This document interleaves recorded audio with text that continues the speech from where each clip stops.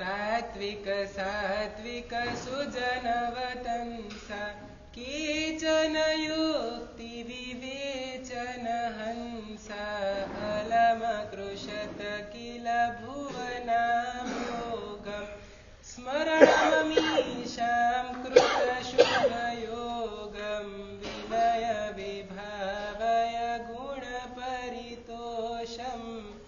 विनय विभावय गुणपरितोषम्। સંદુપકારી અનંત કલ્યાણ કરનારા વાત્સલ્ય ઉત્સવનારા તારક તીર્થંકર ભગવાન મહાવીર મહારાજાના શાસનને પામીને ઉપાધ્યાય શ્રી વિનય વિજયજી મહારાજે આપણને આપેલી એક અણમોલ ભેટ એટલે શાંત સુધારસ ગ્રંથ, અને એની અંદર પણ 16 ભાવના પૈકી 14મી ભાવના પ્રમોદ ભાવના એની આપણે વિચારણા કરેલા છે. એના ઉત્તરાર્ધની અંદર ગે અષ્ટક એની અંદર આજે 7મા નંબરમાં શ્લોક એની અંદર પ્રવેશ કરીએ છીએ. ટોટલ એના 8 શ્લોક છે. આવતીકાલે 8મો શ્લોક અને એ પરિપૂર્ણ થાય પછી દીપાવલી કા કલ્પ એનું વાંચન આપણે ગુરુવારથી શરૂ કરશું. બરાબર છે? તો અહીંયા બહુ સરસ મજાની વાત કરે છે કે આખી દુનિયાને શણગારવાનું કામ કોણ કરે? અશોકભાઈ, કોણ કરે? આખી દુનિયાને શણગારવાનું કામ તાત્વિક સાત્વિક સુજન વતંસા. તાત્વિક સુજન એટલે કે સજ્જનમાં, વતંસ એટલે શિરોમણી, સજ્જનમાં શિરોમણી, અને પાછા કેવા તાત્વિક અને સાત્વિક એવા સજ્જન લોકો એ શું કરે છે? તો કે આ દુનિયાને શણગારવાનું કામ કરે છે. ભુવના ભોગમ અલમકૃષત. અલમકૃષત એટલે અલંકૃત કરવાનું કામ, એને શણગારવાનું કામ કરે છે. માત્ર માતાના પેટમાંથી જન્મ લઈ અને ઈટ ડ્રિંક એન્ડ મેરી કરી અને પરલોક ભેગા રવાના થઈ જનારા ભાગશાળીઓ, એનાથી આ દુનિયા શોભાયમાન થતી નથી, એનાથી આ દુનિયાને કોઈ લાભ થતો નથી. એવા જીવો પૃથ્વી માટે ભાર બોજારૂપ હોય છે. પરંતુ પૃથ્વી માટે અલંકાર સમાન પૃથ્વીને શણગારવાનું કામ કરનારા તાત્વિક એટલે કે તત્વના જાણકાર, તત્વ જે છે એને સમજનારા, તત્વને પચાવનારા, તત્વને આત્મસાત કરનારા સજ્જન શિરોમણી જીવો એ આ પૃથ્વીને અલંકૃત કરવાનું કામ કરે છે. તત્વને સમજનારા એટલે શરીશભાઈ,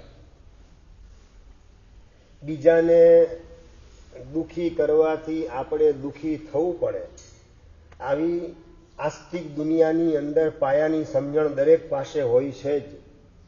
બરાબર ને રસિકભાઈ? બીજાને દુઃખી કરીએ તો આપણે દુઃખી થઈએ, બીજાને સુખી કરીએ તો આપણે સુખી થઈએ.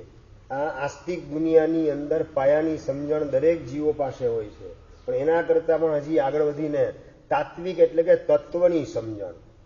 તત્વની સમજણ કઈ મનુભાઈ? તો બીજાના નિમિત્તે આપણે પાપ બાંધીએ તો પણ આપણે દુઃખી થવું પડે. અને નંબર 2, આપણા નિમિત્તે બીજાને પાપ બંધાવીએ તો પણ એ આપણે દુઃખી થવું પડે ભવિષ્યની અંદર. માટે મારે કોઈને પાપ બંધાવવા નથી અને કોઈના નિમિત્તે મારે પાપ બાંધવા નથી. આવા પ્રકારની જેની પાસે સમજણ છે એ જીવો તાત્વિક સમજણવાળા કહેવાશે. આપણે આપણી જાતને પૂછીએ કે કીડી મકોડા ન મરી જાય એની આપણે જાગૃતિ રાખીએ, પણ આપણી ધારણાથી વિપરીત વ્યવહાર સામેવાળાનો હોય ને એ વખતે મનમાં ખળભળાટ આવી ન જાય એની જાગૃતિ જયેન્દ્રભાઈ કેટલી મળે? બહાર નીકળ્યા અને ચપ્પલ ચોરાઈ ગયા અને છતાં તમારા આત્માની અંદર શાંત પ્રશાંત અને ઉપશાંત દશા ટકેલી હોય એવું બને કે ના બને? બહાર નીકળ્યા ને ચપ્પલ ચોરાઈ ગયા, સંદીપભાઈ શું વિચારવાનું? કહેવાય એવું નથી એમ? જે કહેવાય નહીં એ કરાય ખરું, અને છતાં એવું જ કરીએ છીએ પાછું. બહાર નીકળાવી ચપ્પલ ચોરાઈ ગયા, અત્યાર સુધી હું સાચવતો હતો હવે એ સાચવશે, અત્યાર સુધી એનો હું ઉપયોગ કરતો હતો એ ઋણાનું બંધ ચપ્પલ સાથેના પૂરા થયા, હવે એ ખુશીથી વાપરે અને એના પગને કાંટા વગેરે ન લાગે, ઉનાળામાં તડકો વગેરે ન લાગે, એવા પ્રકારનો ભાવ સહજ રીતે ભીતરમાં જાગે કે ન જાગે? પનોતી ગઈએ કેવું જોઈએ, પણ કહો છો કે નથી કહેતા? પ્રશ્ન એ છે. એ વ્યાખ્યાનમાં પેલા પણ આ વાત કરેલી છે કે ચપ્પલ ગયા એટલે મારી શનિની પનોતી લઈ ગયો, એ જ વખતે સહજ ભાવ જાગવા જોઈએ. અત્યાર સુધી હું પહેરતો તો હવે એ પહેરશે, એ ચપ્પલની જોડ સાથેનો મારો ઋણાનુબંધ પૂરો થઈ ગયો, તો એની અંદર હાઈવોઈ કરવાની મારે જરૂરત શી છે? આવી સમજણ એ વખતે ટકે તો તત્વની સમજણ આપણી પાસે કહેવાશે. અને એ વખતે મગજમાં તરત જ ક્રોધ આવી જાય, અને ક્રોધ મનમાં આવ્યા પછી કોક તમારી હડફેટે ચડે, વિનીતભાઈ તમારી હડફેટે જે વખતે જો ચડી જાય, દીકરો કે દીકરી કે ઘરવાળી કે આડોશી પાડોશી ફ્રેન્ડ સર્કલ કે નોકર ચાકર, એનું આવી બને. એ વખતે આ સમજણ ટકાવવાની છે કે મારા નિમિત્તે મારે કોઈને પાપ બંધાવવા નથી. મારા નિમિત્તે પાપ કોઈને બંધાવીશ તો મારે જ દુઃખી થવું પડશે. આપણે બીજા ઉપર ગુસ્સો કરીએ એટલે એને શું થાય? આર્ત ધ્યાન થાય, ઉદ્વેગ થાય, અણગમો થાય, બેચેની થાય, અકળામણ થાય, અને આપણાથી એ નબળો હોય એટલે ભલે બોલી શકે નહીં, પરંતુ અંદરમાં સમી જાય, અને એના કારણે એને પાપ ચોટે, અને એ પાપને બંધાવવાની અંદર આપણે નિમિત્ત બનીએ, માટે આપણને પણ પાપ ચોટે અને આપણે ભવિષ્યમાં દુઃખી થવું પડે. તો મારા ચપ્પલ ચોરાઈ ગયા એ નિમિત્તે મગજની અંદર ધમધમાટ ને તમતમાટ જે ગુસ્સો ચડી રહેલો છે, એ ગુસ્સો મારે કોઈના ઉપર ઉતારવો નથી. જેના ઉપર ઉતારીશ એ પાપ બાંધશે મારા નિમિત્તે, ને એને પાપ બંધાવવા દ્વારા મારે પાપી થવું પડશે, મારે પાપ બાંધવા પડશે, અને એના નિમિત્તે મારે દુઃખી થવું પડશે. આવી સમજણ અંદરમાં ગુસ્સો જ્યારે ઉત્પન્ન થાય એ વખતે પ્રગટ થાય કે ન થાય? કીર્તિવાદ ઘાટકોપરની અંદર ચેતન શાહ નામનો યુવાન, અને પ્રવચનની અંદર આ પદાર્થ સાંભળ્યો કે બીજાના નિમિત્તે પાપ બાંધીએ ત્યારે તો આપણે પાપી બનીએ છીએ જ, પણ આપણા નિમિત્તે બીજાને પાપ બંધાવીએ ત્યારે પણ આપણે પાપી બનીએ છીએ. આ પ્રવચનમાં પદાર્થ સાંભળ્યો અને જીવનભર માટે એને અભિગ્રહ સ્વીકારી લીધો કે બીજાના ઉપર મને ગુસ્સો આવે તો એ દિવસે મારે ભાતનો ત્યાગ, ને કદાચ બપોરે ભાત વાપરી લીધા હોય ને સાંજે કોકના ઉપર ગુસ્સો આવ્યો તો આવતીકાલનો આખો દિવસ ભાતનો મારે ત્યાગ. અને નંબર 2, મારા નિમિત્તે બીજાને ગુસ્સો આવે તો પણ મારે પાપનો ભાતનો ત્યાગ. પંકજભાઈ, બીજાના નિમિત્તે આપણે ગુસ્સો કરીએ એમાં તો આપણને લાગે કે ભાઈ હું પાપ બાંધું છું, હું કોકને હળી કરું, કોકના કાનમાં ફૂંક મારું, કોકને નડવાનું કામ કરું, અને એના કારણે એ ગુસ્સો કરે એ વખતે હું પાપી બનું છું. આવી સમજણ આપણને કેટલી મળે? આ સમજણ મળે નિતેશભાઈ? આવી સમજણ જો વ્યાપક હોય તો પછી કેળું ખાધા પછી રસ્તા પર કેળાની છાલ નાખી સાઈડમાં અદપ વાળીને ઉભા રહેવાનું કામ કઈ રીતે શક્ય બને? ચિંતનભાઈ, સાઈડમાં ઉભા રહેવાનું કામ શેના માટે? તો કે કોણ લપસે છે ને કોણ પણે છે, બસ એ જોવાની મારે મજા માણવી છે. બીજો ગુસ્સે થાય અને અંદરમાં આપણે રાજી થઈએ એટલે આપણે ચીકણામાં ચીકણું પાપ બાંધવા દ્વારા આપણા જ આત્માને ભવિષ્યમાં દુઃખી કરવાનું અત્યારે રિઝર્વેશન કરાવી રહેલા છીએ. એવી સમજણ એ વખતે પ્રગટ હોય કે ન હોય? એ સમજણ હોય તો આવું કામ થઈ શકે જ નહીં. માત્ર 35 વર્ષનો યુવાન ચેતન શાહ, અને જીવનભર માટે આ પ્રતિજ્ઞા, બીજા ઉપર ગુસ્સો આવે તો ભાતનો ત્યાગ, અને હું કોકને ગુસ્સો કરાવું મારા વ્યવહારના કારણે, મારી વાણીના કારણે, મારા મોઢાના એક્સપ્રેશનના કારણે બીજાને ગુસ્સો આવી જાય મારા ઉપર કે બીજા ઉપર, તો બીજાને હું આ રીતે ગુસ્સો કરાવું તો એ દિવસે પણ મારે ભાતનો ત્યાગ, ને એ દિવસે બપોરે ભાત વપરાઈ ગયા હોય તો બીજે દિવસે મારે ભાતનો સંપૂર્ણપણે ત્યાગ કરવો. અંદરમાં ક્રોધ એ પાપ છે. ક્રોધ કરવો એ તો પાપ છે, બીજાને ક્રોધ કરાવવો એ પણ પાપ છે. અને એનાથી હું પાપી બનું છું, અને પાપી બનું તો મારા માટે સદગતિ દુર્લભ બનતી જાય, દુર્ગતિ સુલભ બનતી જાય, અને દુર્ગતિની પરંપરામાં મારે ગોઠવાઈ જવું પડે. એ મને મંજૂર નથી. માટે મને કોઈના નિમિત્તે ગુસ્સો આવે તો પણ ભાતનો ત્યાગ, અને મારા નિમિત્તે બીજાને ગુસ્સો આવે તો પણ ભાતનો ત્યાગ. આવી પ્રતિજ્ઞાવાળા અંજારમાં કેટલા નીકળે પંકજભાઈ? એટલે આપણને પાપ ચોટે છે એ આપણને શ્રદ્ધા ખરી કે નહીં? ક્રોધ કરીએ અને આપણને પાપ ચોટે છે, આપણે પાપી બનીએ છીએ ભગવાનની પૂજા કરવા છતાં, નવકાશી ચોવિયા કરવા છતાં, સામાયિક પ્રતિક્રમણ કરવા છતાં, વ્યાખ્યાન કરવા છતાં અને યાત્રા વગેરે કરવા છતાં પણ આપણે ગુસ્સો કરીએ એટલે આપણે પાપી બનીએ છીએ. આવી શ્રદ્ધા આપણને આવે કે ના આવે? સંદીપભાઈ હવે આવશે. ધન્યવાદ. હવે જો આ સમજણ ટકે, બીજો મને હેરાન કરે, મને દુખી કરે, એમાં જવાબદાર મારા કર્મ છે, એ જવાબદાર નથી. મારા પાપે હું દુખી થાઉં છું, એમાં એ માત્ર નિમિત્ત છે. મહિણા સુંદરી પાસે જે સમજણ હતી, પ્રજાપાળ રાજા પોતાના પિતાજી, એ મારા પાપના ઉદયથી આવા પ્રકારની બુદ્ધિ એમને સૂજી, એમાં એનો કોઈ વાંક નથી. એમને સમજાવવાની તમારે કોઈ આવશ્યકતા નથી. આવી વાત મહિણા સુંદરી સ્વસ્થતા પૂર્વક ઉંબર રાણાને કહી શકે છે. એવી સમજણ અને એવી સ્વસ્થતા, એવી ક્ષમતા અને એવી સમાધિ આપણી પાસે મળે કે ન મળે? એને તો જિંદગીભર કોડિયાની આરે પરણાવવાની વાત છે. જિંદગીભર કોડિયાની આરે જિંદગી પૂરી કરવાની વાત છે. અને એના બદલે આપણે તો માત્ર બીજાનો કદાચ આપણા પ્રત્યેનો પ્રતિકૂળ વ્યવહાર, આપણને જોઈને મોઢું બગાડે, આપણા ઉપર કદાચ ગુસ્સો કરે, આપણને 5 માણસની વચ્ચે સંભળાવી દે, એમાં તકલીફ મહિના સુંદરી કરતા વધારે કે ઓછી? લાખમાં ભાગની પણ તકલીફ પારસભાઈ મહિના સુંદરી જેટલી આપણને થાય નહીં. અને મહિના સુંદરી કરતા ગુસ્સો આપણો આસમાનને આંબવા માંડે. એને બિલકુલ ગુસ્સો આવે નહીં. અને સાવ નાની નાની બાબતની અંદર આપણને એના પ્રત્યે અણગમો, નફરત, દ્વેષ, દુર્ભાવ, ગુસ્સો, તિરસ્કાર અને બીજા આગળ પણ એનું હલકું બોલવાનું, આ બધામાંથી આપણે વહેલી તકે છૂટવું છે.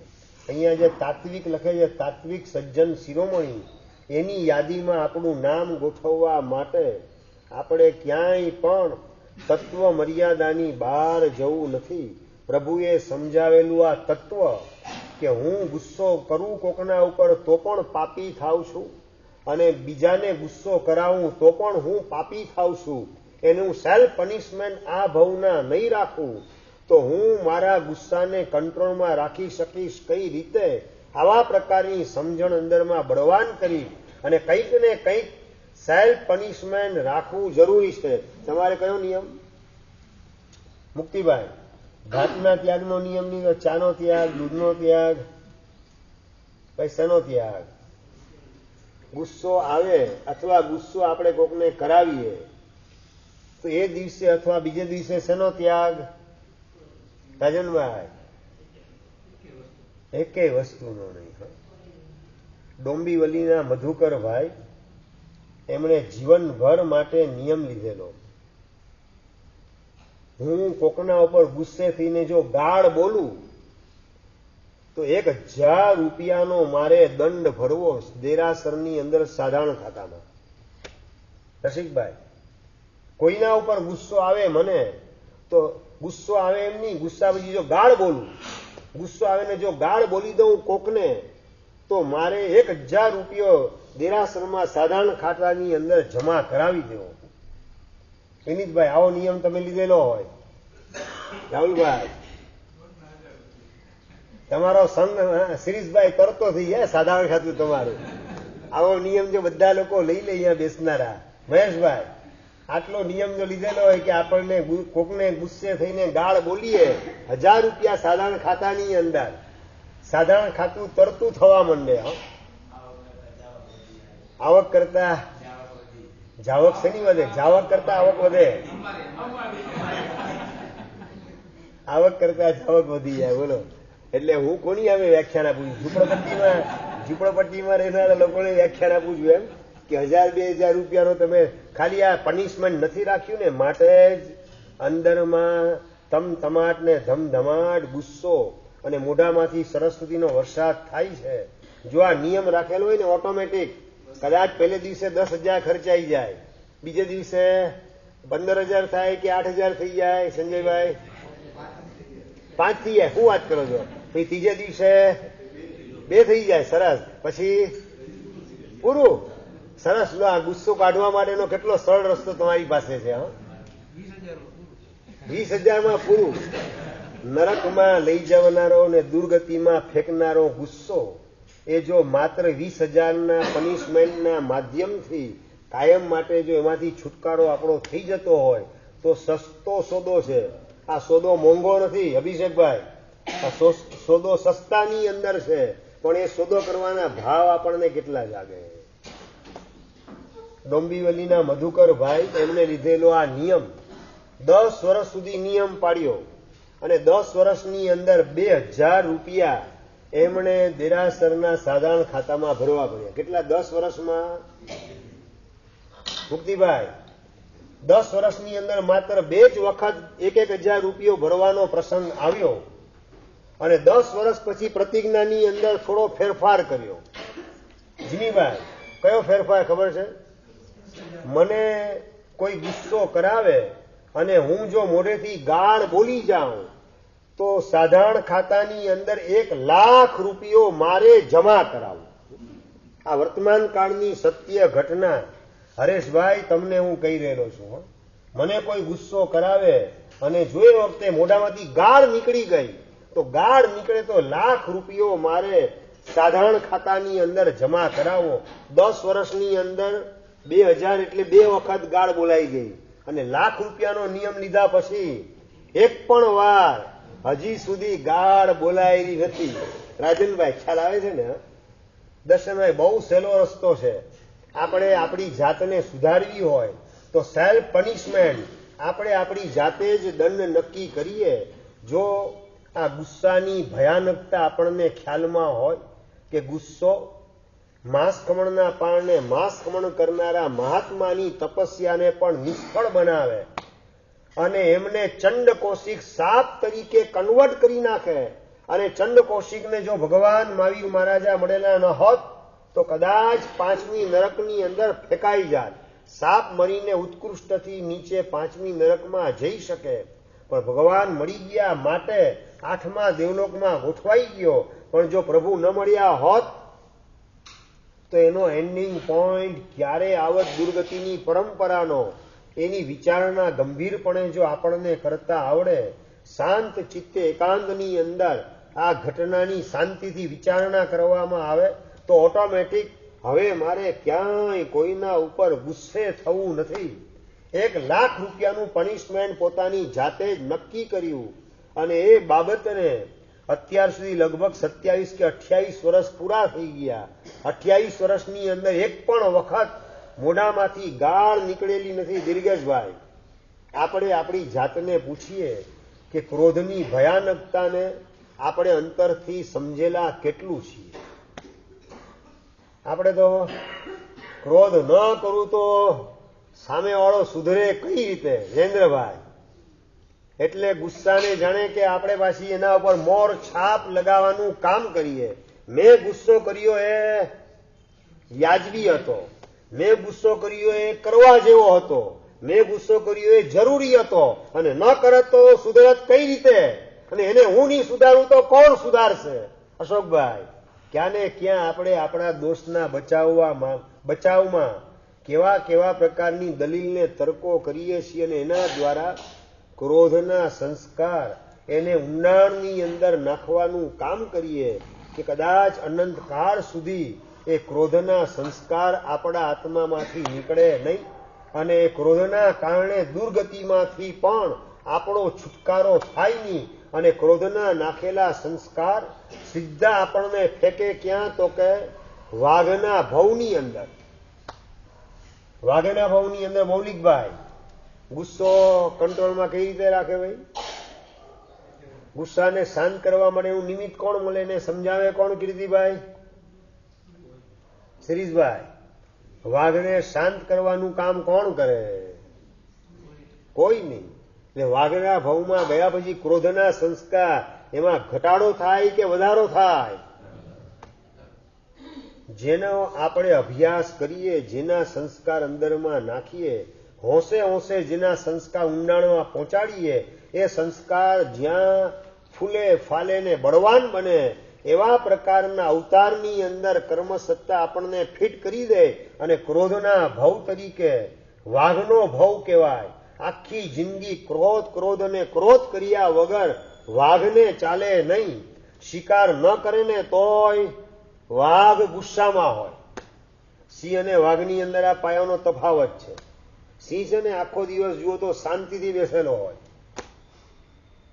સિંહના મગજમાં ઉકળાટ ન હોય. શિકાર કરવા જાય ત્યારની વાત જુદી, શિકાર કરે ત્યારે છોડે નહીં, પણ શિકાર પતી ગયો પછી એનું મન એકદમ શાંત અને સ્વસ્થ. જ્યારે વાઘ શિકાર ન કરતો હોય તો પણ મનની અંદર ગુસ્સો આસમાનને આંબે એવા પ્રકારનો સતત ઉછળતો હોય. પ્રાણી સંગ્રહાલયમાં વાઘને જોયો હોય ને સિંહને જોયો હોય, બંનેમાં ફરક શું પડે કીર્તિભાઈ? સિંહ છે ને શાંતિથી બેઠો હોય એક જગ્યાએ, ને વાઘ સતત લટાર મારે જ રાખતો હોય, અંદર આમ છંછડાયેલો હોય. મને કોણે પૂરી દીધો, કોણે પૂરી દીધો, હમણાં હું તોડી નાખું પાંજરું. પાંજરાને તોડવા માટે ધમ પછાડા કરતો હોય. ગુસ્સો એનો તમતમાટ ને ધમધમાટ 24 કલાક ચાલુ ને ચાલુ જ હોય. થાકે પગ ત્યારે બેસે, બાકી બેસવાનું નામ લે નહીં. આ ક્રોધના સંસ્કાર અંદરમાં ઊંડા નાખી વાઘના અવતારમાં કર્મસત્તા આપણને ફેંકી દે અને ત્યાં ક્રોધના સંસ્કાર વધારે વિકરાળ બનાવી અને નરક વગેરે દુર્ગતિની અંદર ફેંકાઈ જવાનું. અને એમાંથી આપણો ઉદ્ધાર થશે ક્યારે? આપણો ઉદ્ધાર કરશે કોણ? આપણે આપણી જાતને સમજાવવાનું કામ વાઘના ભવમાં કઈ રીતે કરી શકવાના? ન વાઘના ભવમાં જાતે સમજાવવાનું શક્ય કે ન તો બીજા દ્વારા સમજવાનું શક્ય બને.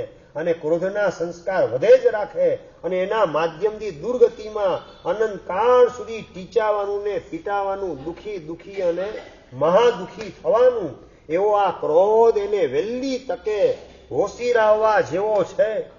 આવી વાત પૂજ્યપાદ ભદ્રંકર સુરીશ્વરજી મહારાજા પંકજ સોસાયટીમાં બિરાજમાન હતા ત્યારે એમણે પ્રવચનની અંદર ફરમાવી. અને પ્રવચનની અંદર એક સુશ્રાવક ભરતભાઈ માણસા વાળા ઉભા થઈ ગયા ને બે હાથ જોડીને સાહેબ અભિગ્રહ આપી દો કે મને ગુસ્સો આવે તો જેના ઉપર ગુસ્સો આવે એને 1000 રૂપિયા મારે દંડ રૂપે આપવા. સમજાય શરીરભાઈ? 1000 રૂપિયા સાધારણ ખાતામાં કે દેરાસરમાં એમની 1000 રૂપિયા જે મને ગુસ્સો કરાવે, જેના ઉપર મને ગુસ્સો આવે એને મારે 1000 રૂપિયા દંડ તરીકે ચૂકવવા. આવા પ્રકારનો અભિગ્રહ હિરેલભાઈ ભરતભાઈ માણસા વાળા અમદાવાદ પંકજ સોસાયટી જૈન સોસાયટી સંઘના ટ્રસ્ટી અને જીવનભર માટેનો અભિગ્રહ, મહિના 2 મહિના માટેની વાત નથી. આ જીવનભર માટેનો અલ્પેશભાઈ આવો સંકલ્પ. કેટલા રૂપિયા ભરવા પડે જીમીભાઈ? કેટલા ભરવા પડે? 1000, 2000, 5000? આખી જિંદગીમાં ટોટલ કેટલા ભરવા પડે સંજયભાઈ? હા, શું વાત કરો છો તમે? અભિગ્રહ લો, આંકડો નહીં આવે, ગેરંટી આપું તમને. હા, હું એ તો કઉ છું તમને. તમે નિયમ લો, હું ગેરંટી આપું, કદાચ 1000 રૂપિયા નહીં આવે તમારે. હા, અભિગ્રહ લેવાની તૈયારી ખરી. ક્રોધ જો ભયંકર લાગતો હોય અને આ તાત્વિક સમજણ આપણે અંદરમાં સ્વીકારેલી હોય કે જેના ઉપર હું ગુસ્સે થાઉં છું એ વ્યક્તિ હજારો ભવ સુધી મારા ઉપર ગુસ્સો કરી રાખે અથવા બીજા લોકો મારા ઉપર ગુસ્સો કરી રાખે, એવા હજારો ભવ મારે પસાર કરવા પડશે. એક વખત બીજા ઉપર ગુસ્સો કરીશ તો આવા પ્રકારની તાત્વિક સમજણ આપણી પાસે કેટલી મળે? સંદીપભાઈ, તમે એક વખત નોકર ચાકર ઉપર ગુસ્સે થઈ ગયા કે ઘરવાળી ઉપર કે દીકરા ઉપર ગુસ્સે થયા, હજારો ભવ સુધી બીજા તમારા ઉપર ગુસ્સે થાય એવા પ્રકારનું બુકિંગ કરાવી રહેલા છો એવી સમજણ એ વખતે ઉગે કે ન ઉગે? એક વખત કોકનું અપમાન આપણે કરીએ, દીકરા દીકરીનું કે નોકર ચાકરનું કે મિત્ર સર્કલની અંદર કોઈનું, અને એના દ્વારા હજારો ભાવ સુધી આપણે અપમાન સહન કરવા પડે એવા પ્રકારનું પાપ કર્મ બંધાઈ રહેલું છે એવી સમજણ એ વખતે આપણી પાસે હોય કે ન હોય? હિરેલભાઈ, આ તાત્વિકની ભૂમિકાએ હજી આપણે પહોંચેલા નથી. વિચાર પણ આવો કર્યો કે નથી કર્યો? એક વખત કોકનું અપમાન કરવું એટલે ચક્રવૃદ્ધિ વ્યાજ સાથે કર્મ સત્તા વસૂલ કરશે. માટે તો આનંદગંજી મહારાજ જેવાએ કહેવું પડ્યું કે મૂલડો થોડો અને વ્યાજડો ઘણો. મૂડી પાપની બહુ થોડી, પણ વ્યાજ એનું ચૂકવતા દમ નીકળી જાય, છતાં પણ એમાંથી આત્મા બહાર નીકળી શકે નહીં. એક વખત કોકનું અપમાન કરી અને હજારો ભાવ સુધી બધા લોકો મારા ઉપર અપમાન કરે જ રાખે એવા પ્રકારનું કર્મ બંધાતું હોય તો મારે શા માટે કોકનું અપમાન કરવું? મારે શા માટે કોઈનું ડિવેલ્યુશન કરવું? મારે શા માટે બીજા ઉપર ગુસ્સો કરવો? ભરતભાઈ માણસાવાળાએ લીધેલો આ અભિગ્રહ, અને એમાં પણ 1000 રૂપિયા દેરાસરમાં ભરવા સેલા કીર્તિભાઈ, પણ જેના ઉપર ગુસ્સો આવે એને 1000 રૂપિયા જો આપવાના આવે, અશોકભાઈ, નવને જે પાણી ઉતરી જાય. ગુસ્સો કોના ઉપર આવેલો હોય? જેને આપણે બીસી સમજતા હોય, આપણા કરતા નીચલા સ્તરના સમજતા હોઈએ, બેવકૂફ સમજતા હોય, અક્કલ વગરના સમજતા, એના ઉપર તો આપણે ગુસ્સે છીએ. બરાબર ને? કે ઇન્સ્પેક્ટર ઉપર તો ગુસ્સે તમે થવાના નથી, ડોક્ટર ઉપર કે વકીલ ઉપર કે સીએ ઉપર ગુસ્સે થાય એવી તો કોઈ શક્યતા છે જ નહીં. સંજય, કોના ઉપર ગુસ્સો? કોના ઉપર? નબળા દુબળા ઉપર તમે ગુસ્સો કરતા હો, અને એ ગુસ્સો કર્યા પછી હજારો ભાવ સુધી મારે નબળા દુબળા થવું પડશે એ સમજણ આવે કે ના આવે?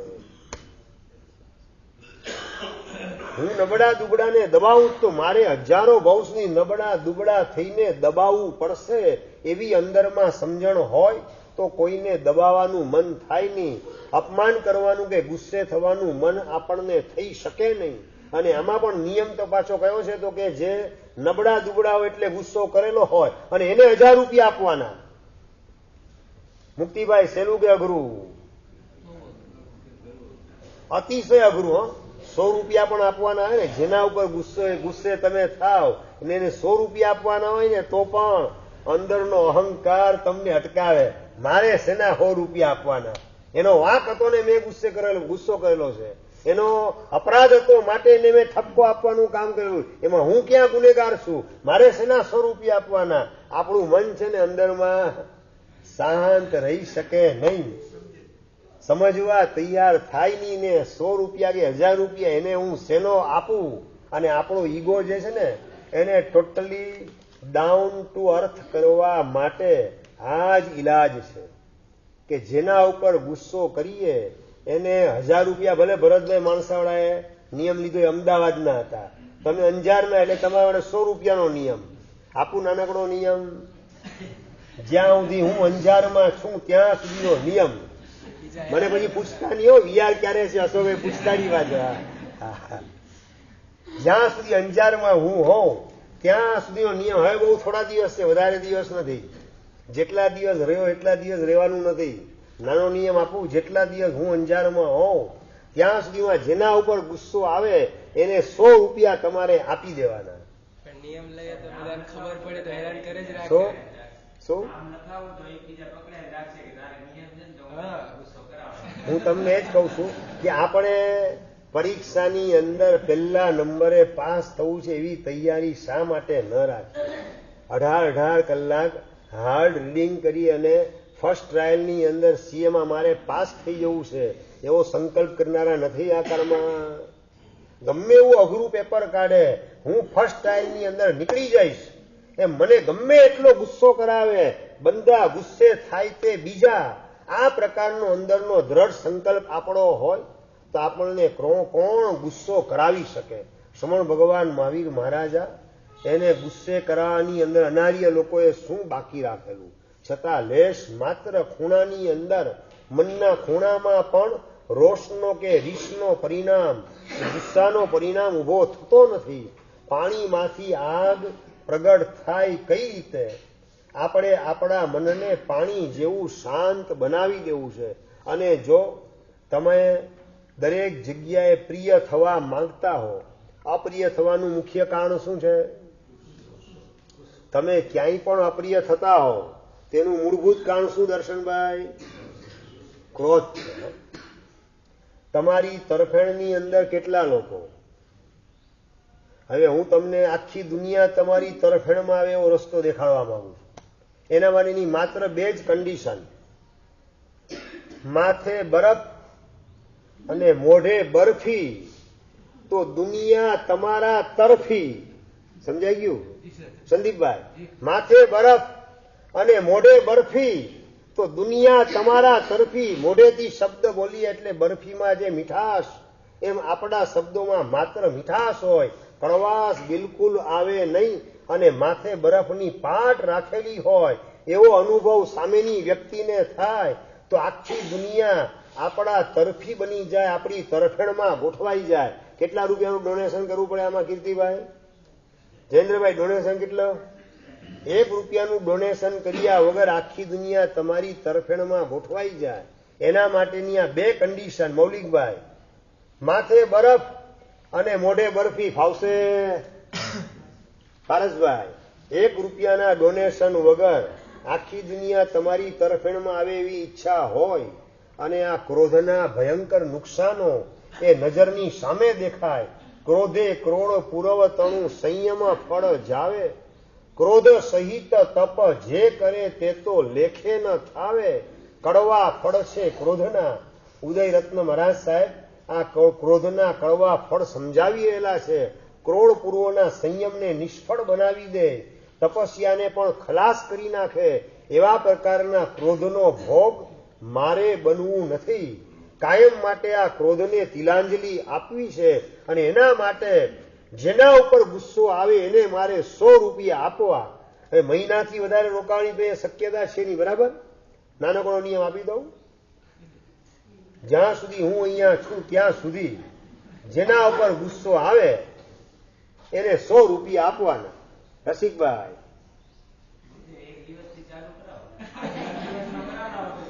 એટલે શિરીષભાઈ, ઝુંપડપટ્ટીએ મને ચોમાસું કરાવવા લાવ્યા છે, ક્યાં લાવ્યા છે? શું સાચી વાત છે? સાચી વાત કરી. હાવ પાણીયા બેસી જાવ તમે પાછા. હું કબૂલ કરું છું. હા ચાલે હરેશભાઈ? 1 દિવસ ચાલો, 1 દિવસનો ચાલો, વાંધો નહીં. સભાના પ્રતિનિધિ તરીકે દર્શનભાઈ વાત કરે છે, કારણ કે આ આપણી નબળી કડી છે. ડગલે ને પગલે સહેજ કોકની યારે વાંકું થયું એટલે બોઇલર ફાટ્યું સમજો, અને ફાટે પછી ખબર પડે હાલો આ ગુસ્સો આવી ગયો, આ ક્યાં આવું બોલી ગયો. અને એમાં પણ જો ગુસ્સો ઘરવાળી પર કર્યો અને પિયર ભાગી ગઈ, પછી ક્યાં આના ઉપર ગુસ્સો કર્યો, આ ન કર્યો હોત તો સારું હતું, થોડો ગમ ખાઈ ગયો તો સારું હતું.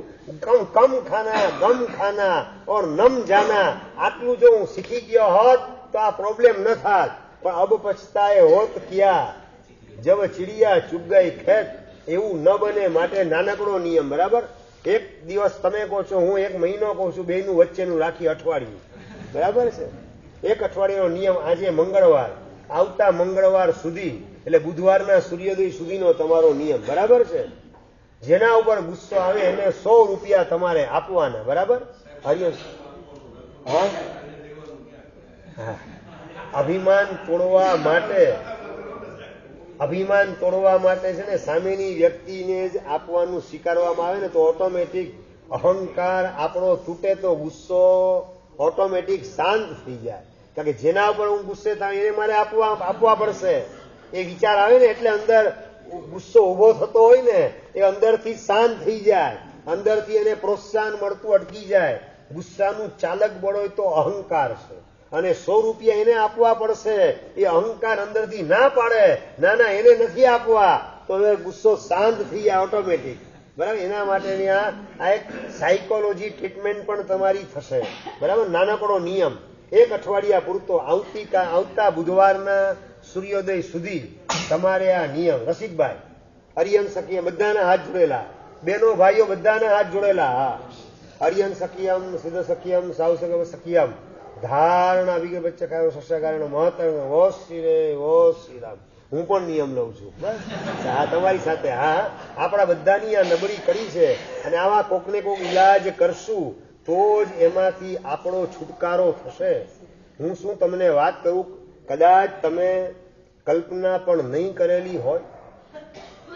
મને કોઈ ગુસ્સો કરાવી જાય તો 1 લાખ રૂપિયા મારે એને આપવા. આવો નિયમ લેનારા દીપચંદભાઈ ગારડી. ફરીથી, મને જે ગુસ્સો કરાવી જાય એને 1 લાખ રૂપિયો મારે આપવો. આવો અભિગ્રહ જીવનભર માટે દીપચંદભાઈ ગારડીએ સ્વીકારેલો હતો. અને છતાં મહત્વની વાત એ છે, એક પણ વખત પનિશમેન્ટ રૂપે 1 લાખ રૂપિયો આપવાનો પ્રસંગ એમના આખા જીવનમાં ક્યારેય આવ્યો નહોતો. આટલી હદે ગુસ્સાને કંટ્રોલ રાખવાનું કામ 1 લાખ રૂપિયાનું પનિશમેન્ટ એના માધ્યમથી દીપચંદભાઈ ગારડી જેવા જો નક્કી કરતા હોય તો આપણે આ 100 રૂપિયા ધીસ ઇઝ નથિંગ. એમણે તો જિંદગી આખીનો નિયમ. અને એક પણ વખત 1 લાખ રૂપિયા આપવાનો પ્રસંગ આવ્યો નહીં. જીવનમાં ડોનેશન કરોડો રૂપિયાનું દીપચંદભાઈ ગારડીએ કરેલું છે. જુદી વાત, સ્કૂલની અંદર, એજ્યુકેશનમાં કે મેડિકલની અંદર કે સાધર્મિક વગેરેની અંદર. અને એમની પાસે જે પણ વ્યક્તિ આવે રડતા રડતા એના આંસુ લૂછ્યા વગર દીપચંદભાઈ ક્યારેય રહેતા નતા. રડતો આવતો માણસ એ હસતો હસતો જાય પોતાની પાસેથી. એ હદે એને ન્યાલ કરવાનું કામ દીપચંદભાઈ કરતા હતા. છૂટા હાથે અનેક પ્રકારની સખાવતો ખોલી અને દાન કરોડો રૂપિયાનું પોતાના જીવનમાં આપનારા દીપચંદભાઈ ગારડી. પ્રતિજ્ઞાપૂર્વકનું દાન, રોજ 1 લાખ રૂપિયાનું દાન કરી અને પછી મોઢામાં પાણીનું ટીપું નાખવું એવી પ્રતિજ્ઞા કરનારા દીપચંદભાઈ ગારડી. પણ જે આ નિયમની તમને વાત કરું, બીજો નિયમ કે મને ગુસ્સો કોઈ કરાવે તો એને 1 લાખ રૂપિયાનું મારે ઇનામ આપવું. અને આવા પ્રકારનો પ્રસંગ ક્યારેય જિંદગી આખીમાં આવેલો નથી. હું તમને કહું, દીપચંદભાઈ જેવા એમને ઉલ્લુ બનાવનારા કેટલા આવતા હોય, સમજો જ ને. 1 લાખ રૂપિયાનું દાન એનો અભિગ્રહ જેને લીધેલો હોય એટલે એની પાસે ઉલ્લુ બનાવનારા, ઊંધું ચતું ખોટા સર્ટિફિકેટ દેખાડનારા કેટલા આવતા હોય હરેશભાઈ. એટલે ગુસ્સે થવાના પ્રસંગો ડગલે ને પગલે રોજે રોજ આવતા હોય. જેના હાથ નીચે 200 થી વધારે માણસો ફેક્ટરીમાં કામ કરતા હોય, એ બધું આમ સ્મૂધલી જ ચાલતું હોય. હિયલભાઈ, એ ક્યારેક વાંકું ચૂકું ચાલે કે ન ચાલે. કોકની આરે, ક્યારેક ઘરવાળી, ક્યાંક દીકરા દીકરી આરે, ક્યાંક નોકર ચાકર સાથે, ફેક્ટરીના માણસો સાથે કંઈક ને કંઈક વાંકું ચૂકું ચાલે. છતાં પણ આખી જિંદગીમાં એક પણ વાર આ અભિગ્રહ લીધા પછી દીપચંદભાઈ ગારડી ક્યારેય પણ ગુસ્સે થયેલા નથી. લગભગ 27 કે 28 વર્ષની ઉંમરે એમણે આ અભિગ્રહ લીધેલો અને 80 વર્ષ કરતા વધુ એ જીવન જીવેલા હતા. એવા દીપચંદભાઈ ગારડી મને ગુસ્સો કરાવે એને 1 લાખ રૂપિયા બક્ષિસ તરીકે આપવા. અને આ નિયમની જેને ખબર પડે ને, સંદીપભાઈ, જેને આ નિયમની ખબર પડે, હમણાં તમે દર્શનભાઈ બોલતા હતા ને કે મારે આ નિયમ જે ખબર પડે તો મને કોઈ હાથે કઈ હળી કરે, તો દીપચંદભાઈને હળી કરનારા કેટલા આવતા હશે. અને છતાં એક પણ વાર એમને ગુસ્સો આવેલો નથી. તો આપણને નાના નાના માણસો, નાના નાના પ્રસંગો, નાની નાની ઘટનાઓ શા માટે ડિસ્ટર્બ કરી જાય? આ તાત્વિક સાત્વિક સુજન વતનસા એ યાદીની અંદર આપણે આપણો નંબર લગાવવો છે. અને આવા અભિગ્રહો હશે ને તો જ આપણને ખ્યાલ આવશે કે આપણે કઈ જગ્યાએ ગોઠવાયેલા છીએ અને ક્યાં આપણે પહોંચવાનું છે. મંજિલ કેટલી આપણાથી દૂર છે અને માર્ગ વિકટ કેટલો બનેલો છે ને એ બનાવનાર આપણે પોતે જ છીએ. એ બધી સમજણ આવી જાય તો અંદરથી આત્મા આપમેળે પોતાનો મોક્ષ માર્ગ બનાવતા બનાવતા આગળ વધે રાખે અને પ્રભુની નજીક પહોંચવાનું સૌભાગ્ય વહેલી તકે પ્રાપ્ત થઈ જાય. પણ એના માટે આવા પ્રકારનું સેલ્ફ પનિશમેન્ટ એ અતિ જરૂરી ઘટના છે. ભરતભાઈ માણસાવાળાએ આખી જિંદગીમાં 1000 રૂપિયો ગુસ્સો કરવા નિમિત્તે એક પણ વાર કોઈને આપવાનો પ્રસંગ આવ્યો નતો. અને દીપચંદભાઈ ગાડીનો 1 લાખ રૂપિયાનો નિયમ, મને ગુસ્સો કરાવીને 1 લાખ રૂપિયા ઇનામ આપું, આખી જિંદગીમાં એવો પ્રસંગ આવ્યો નહીં. સળી કરાવવા માટે, હેરાન પરેશાન કરવા માટે ઈરાદાપૂર્વક અનેક લોકોએ પ્રયત્ન કર્યા, છતાં પણ એના પ્રત્યે માત્ર સ્માઇલિંગ ફેસ, એના સિવાય બીજું કશું મોઢેથી બોલવાનું નહીં, કોઈ રિએક્શન દેખાડવાનું નહીં. હું તમને કહું, તમારી પોસ્ટ દીપચંદભાઈ ગાડી કરતા ઊંચી કે નીચી? મુક્તિભાઈ? હા હા, દીપચંદ ક્યારે બોલે જ નહીં, ખાલી સ્માઇલિંગ ફેસ, હસતો ચહેરો દેખાડે, બસ એ સિવાય બીજું કઈ નહીં. મૂંગા મોઢે કામ કરવાનું. અને એના જ કારણે લક્ષ્મી છે ને એના ઉપર પ્રસન્ન હતી. અને લક્ષ્મીનો વરસાદ એમને વરસતો. જે ફિલ્ડમાં હાથ નાખે એ ફિલ્ડમાં 10 ગણા ને 100 ગણા ભાવ વધે અને એને વળતર પ્રાપ્ત થાય. આ બધું શેના આધારે? તો કે અંદરમાં ઉપશમ ભાવ. મારે ક્યારેય કોઈના ઉપર ગુસ્સે થવું જ નથી, એનું મંગલ થાવ, એનું કલ્યાણ થાવ, આ સિવાય કોઈ ભાવના બીજા માટે ભાવવી જ નથી. આવી તૈયારી જો દીપચંદભાઈ ગાડી જેવી આટલી ઊંચી પોસ્ટ ઉપર ગોઠવાયેલી વ્યક્તિ, એ પણ અંદર મનની શાંતિને મારે સળગાવવી નથી. અને એ સળગાવનારું તત્વ ક્રોધ છે. ક્રોધની આગ લગાડી અને મારા મનની શાંતિ એને સળગાવવી નથી, એવો સંકલ્પ જો આવી વ્યક્તિ કરી શકે તો તમને તો ગુસ્સો કરાવનાર બહુ ઓછી વ્યક્તિ મળવાની છે. એમને કેટલી મળે વ્યક્તિને, એમાંય લાખ રૂપિયાની પ્રતિજ્ઞા ખબર પડે ચિંતનભાઈ, પછી કોણ છોડે કોણ ચાન્સ? દુકાને ધંધો કરો, હવારથી હાંજ ગધા વેતું, દિવાળી આખી 1 મહિનો ગધા વેતું કરો ને તો એ લાખ રૂપિયો ન મળે. અને અહીંયા હળી કરીને જો ગુસ્સે થઈ જાય તો લાખ રૂપિયા મળી જશે. કેટલાય હળી કરે રાખે, છતાં પણ evergreen, ever fresh, ever smiling face રાખી અને જીવન જીવનારા આ દીપચંદભાઈ ખાલી નજરની સામે દેખાય ને તો પણ ઓટોમેટિક આપણું મન શાંત થવા માંડે. મારે હવે કોઈના ઉપર ગુસ્સો કરવો નથી. અને એના માટે જેટલું આપણે આ પનિશમેન્ટ ઊંચું રાખીએ તેમ રિઝલ્ટ વહેલામાં વહેલું આપણને પ્રાપ્ત થાય. મનને શાંત કરવાનું. તાત્વિક, સાત્વિક, બીજા નંબરનું વિશેષણ વાપરે છે સાત્વિક. સાત્વિક વ્યક્તિઓ એટલે કે સજ્જન શિરોમણી સાત્વિક લોકો, એ પણ આ પૃથ્વીને પોતાનાથી અલંકૃત કરવાનું કામ, પૃથ્વીને સુશોભિત કરવાનું કામ કરેલ છે. સાત્વિક વ્યક્તિ. સાત્વિક કોને કહેવાય? તાત્વિકની વાત થઈ ગઈ, હવે સાત્વિકની વાત. પારસભાઈ, સાત્વિક કોને કહેશું?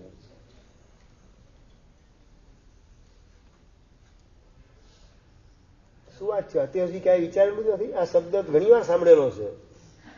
નીતેશભાઈ, સાત્વિક કોને કહેશું?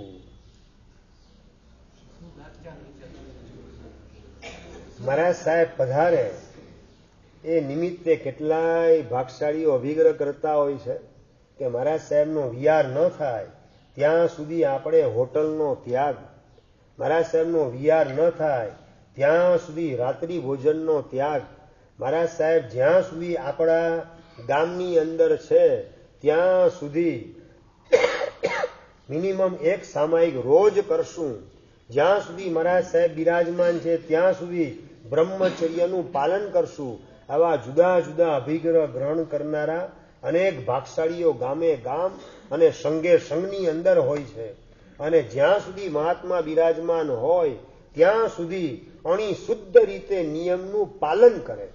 મહાત્મા જ્યાં સુધી છે ત્યાં સુધી આપણને આરાધનાની અંદર આગળ વધારવાનો ઉત્સાહ મહાત્માનો વધે અને એમનું સ્વાસ્થ્ય સારું રહે એ નિમિત્તે મીઠાઈનો ત્યાગ. જ્યાં સુધી મહાત્મા છે ત્યાં સુધી મારે મીઠાઈનો ત્યાગ, વાત કરી હતી ને પહેલા, ભુજની અંદર ચોમાસામાં મેં પ્રવેશ કરેલો અને એક બેને અભિગ્રહ કરેલો કે જ્યાં સુધી ગુરુ મહારાજ વિદ્યમાન છે ભુજમાં ત્યાં સુધી મારે મીઠાઈનો ત્યાગ, એમનું સ્વાસ્થ્ય સારું રહે, એનું ગળું સારું રહે અને સંઘને આરાધના કરાવવાની અંદર કોઈ વિઘ્ન ના આવે એ નિમિત્તે મીઠાઈનો મારે ત્યાગ.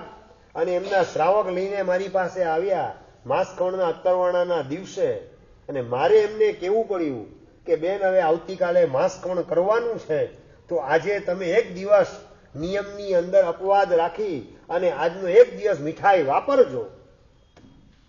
અને એ વખતે બેને વાત કરી કે સાહેબ વાપરેલી મીઠાઈ 30 દિવસ ટકવાની છે.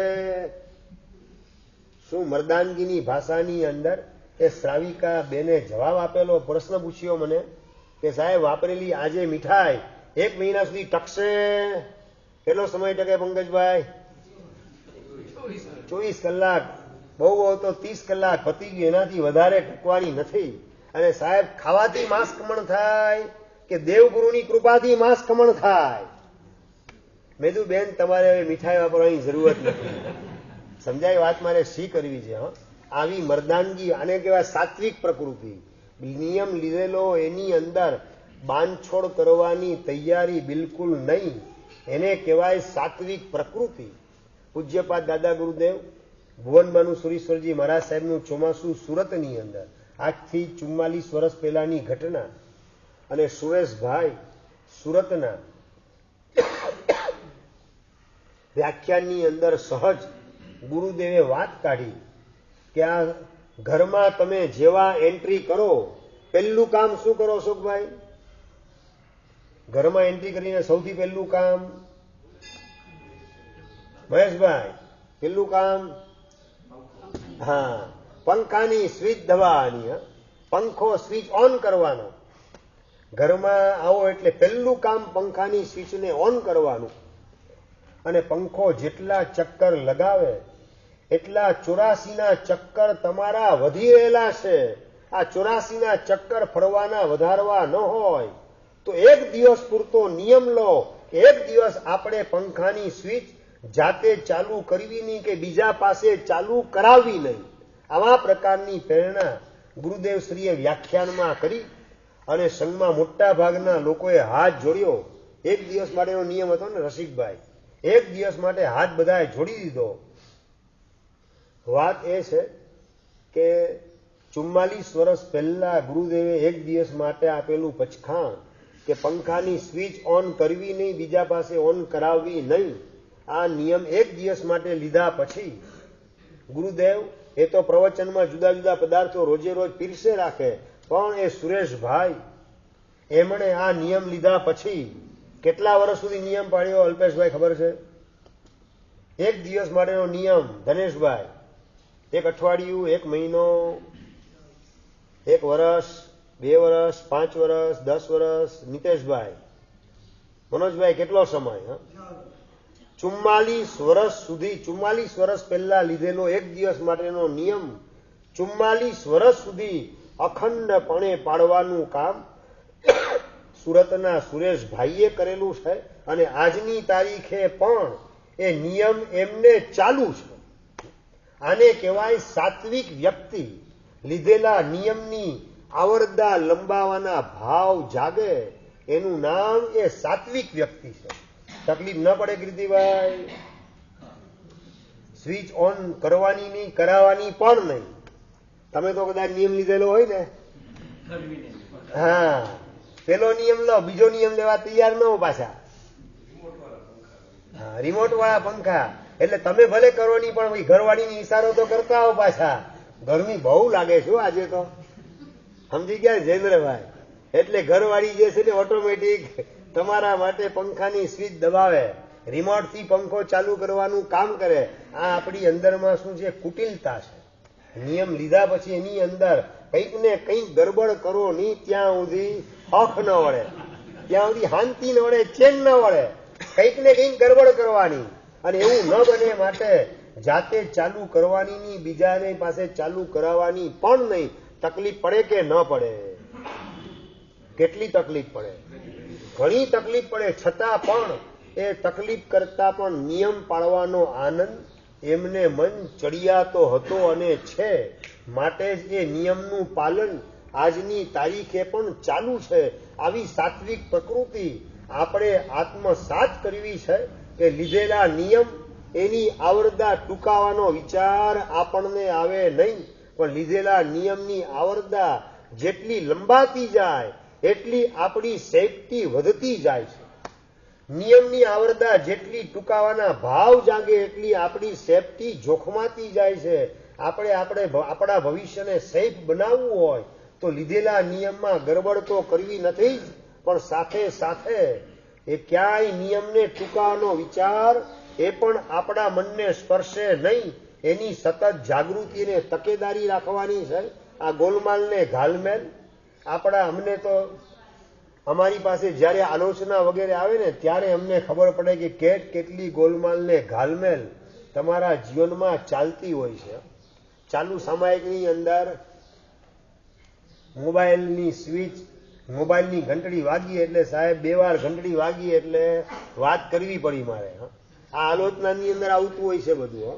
કેટલો તમે ધર્મને સગવડીઓ કરી દીધેલો છે.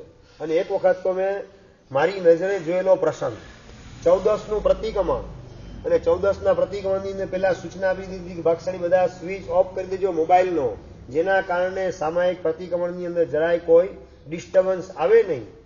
અને એ મુજબ ઘણાએ સ્વિચ બંધ કરી, પણ એક કોક ભાગશાળી ભૂલી ગયા હશે બંધ કરવાનું, અને પ્રતિક્રમણ શરૂ થયું.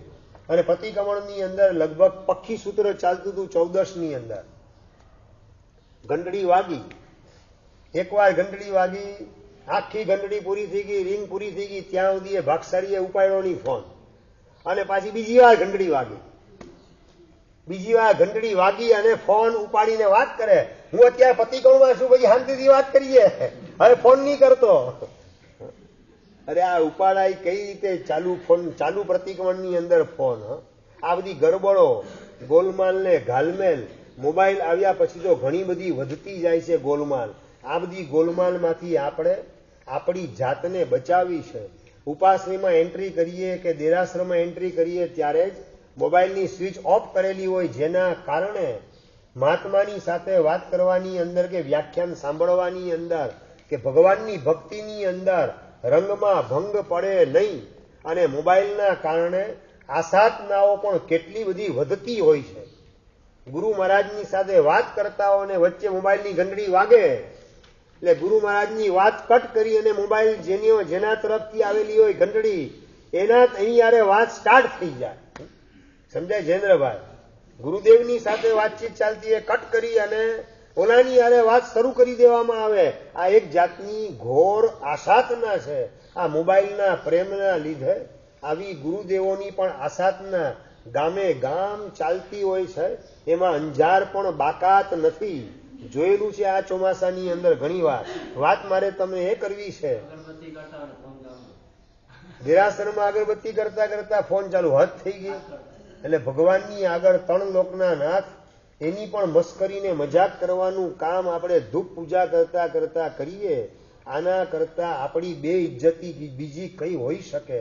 આપણા આત્માની આવી બેઇજ્જતી કરવી નથી. આપણું ડિવેલ્યુશન દેવગુરુની દ્રષ્ટિમાં થવા દેવું નથી. અને કર્મ સત્તાના બ્લેક લિસ્ટમાં આપણું નામ નોંધાવવું નથી. એ અંદરમાં સમજણ હોય તો ઓટોમેટિક તારક સ્થાનમાં એન્ટ્રી કરતા પહેલા મોબાઈલની સ્વિચ ઓફ કરીને પછી આપણે એન્ટ્રી કરીએ.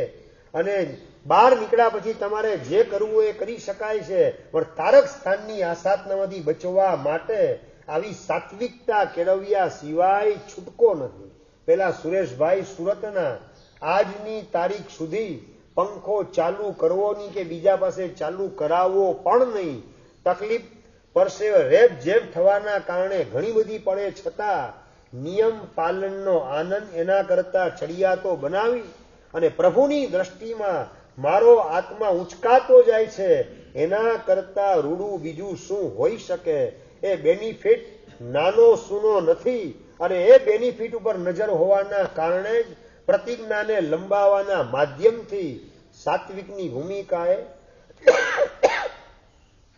સુરતના સુરેશભાઈ ગોઠવાયેલા છે. અને આગળ હજી વાત કરે છે, કેચન યુક્તિ વિવેચન હંસા. કેટલા એવા સજ્જન શિરોમણી કેવા તો કે હંસ જેવા હોય. હંસ સમજી ગયા ને? દૂધ તમે પીવા માટે આપો, હરેશભાઈ, દૂધની અંદર પાણી નાખેલું હોય, હંસ શું કરે? દૂધ પી લે, પાણીને છોડી દે. હંસની ચાંચની અંદર ખટાશ હોય છે, ખટાશ. એ ખટાશના કારણે દૂધની અંદર જેવી ચાંચ પડે દૂધ ફાટી જાય. અને દૂધના જે ફોદા હોય, જેને પનીર કહેવાય, એ પનીર જે છે ચાંચમાં લઈ લે અને પાણીને છોડી દે. યુક્તિ વિવેચન હંસા. યુક્તિ એટલે તર્કના માધ્યમથી આ ભેદ જ્ઞાનની સાધના કરવાની. તકલીફ જે કંઈ પડે છે એ શરીરને પડે છે, આત્માને નહીં. હું આત્મા છું, શરીર નહીં. અને મારો અત્યારે વેપારી તરીકેનો રોલ ચાલે છે, ડોક્ટર કે વકીલ તરીકેનો રોલ ચાલે છે, અને રોલ ભજવવા માટે આ બોડી એ મને મળેલું ઓનલી ન્યુટ્રલ ઇન્સ્ટ્રુમેન્ટ છે. આ ન્યુટ્રલ ઇન્સ્ટ્રુમેન્ટ એને તકલીફ પડે એની અંદર મને તકલીફ બિલકુલ પડતી નથી, કારણ કે હું આત્મા છું. હું ચેતન એવો આત્મા છું. શરીરે જળ છે. જળ એવા શરીરને જેટલી તકલીફ પડે એ મારા કર્મ નિર્જરા માટેનો અવસર છે. મારો આત્મા એના દ્વારા હળવો ફૂલ બનતો જાય છે. આવા પ્રકારનું લોજિક લગાવવા દ્વારા હંસ જેમ દૂધ અને પાણી બેયને જુદા પાડવાનું કામ કરે, સેપરેશન કરવાનું કામ કરે, એ જ રીતે શરીર અને આત્માને જુદા કરવાનું કામ અને પ્રાયોરિટી આત્માને આપવી છે, શરીરને નહીં. અને શરીરને ગમે એટલું સાચવીએ, અંતે તો શરીર એ મસાણની માટી બની જવાની છે કે સ્મશાનની અંદર રાખના પડીકા તરીકે આ શરીર ગોઠવાઈ જવાનું છે. ગમે એટલું એને સાચવવામાં આવેલ હોય પણ સ્મશાનની અંદર બે અલગ અલગ વિભાગ ખરા કે નહીં રાખના? હિરેલભાઈ, આ શ્રીમંતની રાખ જુદી અને ગરીબ લોકોની રાખ જુદી. બંગલાવાળાની રાખ થોડી જુદી રાખવામાં આવે અને ઝૂંપડપટ્ટીમાં રહેતા ને ભાડાના મકાનમાં રહેતાની રાખ જુદી રાખવામાં આવે. એવા કોઈ ભેદભાવ સંજયભાઈ સ્મશાનમાં? કોઈ જાતના ભેદભાવ વગર સ્મશાનમાં બધાની રાખ એક સરખી હોય છે. આ શરીરને ગમે એટલું હું સાચવું પણ અંતે તો એ સ્મશાનમાં રાખ બનીને ગોઠવાઈ જવાનું છે. એનો પ્રેમ શું કેળવવાનો? સ્મશાનની રાખનો પ્રેમ કેટલો? તમારા પપ્પા મમ્મી દાદા દાદી જેને પણ સ્મશાનમાં મૂકીને આવેલા હો એની રાખ ઘરે લઈને કેટલા આવ્યા? સ્મશાનની રાખ કોઈ ઘરે લાવતું નથી.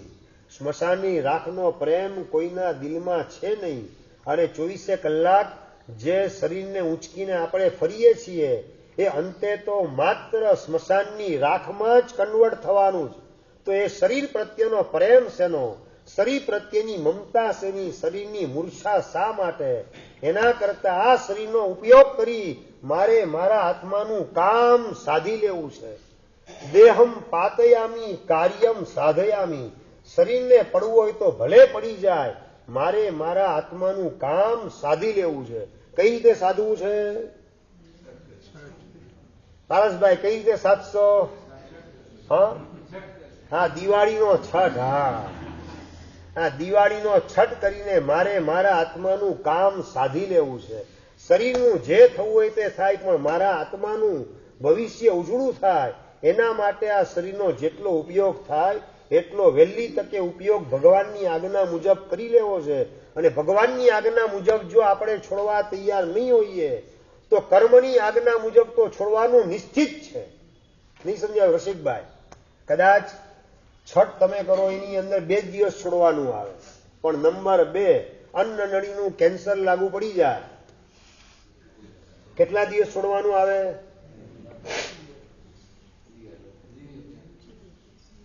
કેટલું? અઠવાડિયું, 10 દિવસ, 15 દિવસ? કઈ નક્કી નહીં. મારે વાત એ કરવી છે ભગવાનની આજ્ઞા મુજબ દિવાળીનો છઠ કરી અને 2 દિવસ છોડવા દ્વારા આવનારું અન્ન નળીનું કેન્સર એ જો કેન્સલ થઈ જતું હોય તો સોદો બહુ સસ્તાની અંદર છે. આની અંદર આપણે જાજુ વિચારવા જેવું નથી.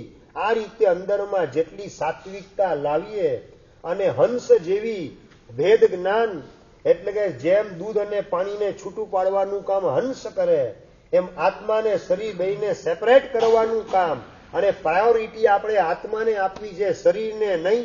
આત્માને સાચવવાનું કામ કરવું છે, શરીરને નહીં. આપણે ફેવર લગભગ કોની કરીએ?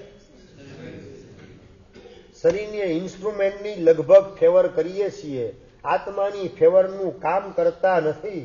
પ્રભુનું શાસન પામી અને આત્માની ફેવરનું કામ કરવું છે અને એના માટે શરીરને તકલીફ જે પડી હોય તે ભલે પડે, પણ મારા આત્માની ઉન્નતિ થાય એવા માર્ગે ગોઠવાયા વિના રહેવું નથી.